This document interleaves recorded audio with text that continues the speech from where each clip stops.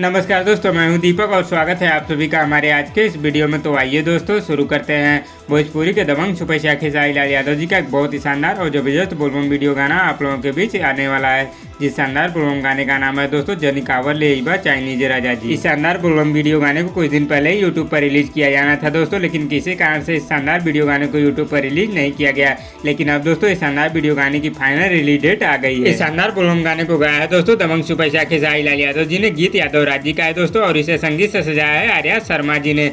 तो आइए दोस्तों आप लोगों को बताते हैं कि दबंग सुपरस्टार खेसारी लाल यादव जी के शानदार बोलबम वीडियो गाने को आप लोगों के बीच कब, किस समय और किस यूट्यूब चैनल पर रिलीज किया जाएगा। तो दोस्तों दबंग सुपरस्टार खेसारी लाल यादव जी के शानदार बोलबम वीडियो गाने को कल यानी कि 17 जुलाई को सुबह 10 बजे बिनर भोजपुरी यूट्यूब चैनल पर रिलीज कर दिया जाएगा।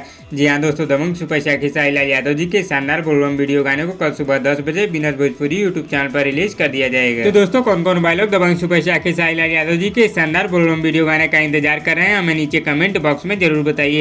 और वीडियो पसंद आए तो लाइक करिए और इसी तरह की चटपटी खबरों की डेली अपडेट के लिए हमारे यूट्यूब चैनल को भी सब्सक्राइब कर लीजिए। धन्यवाद दोस्तों।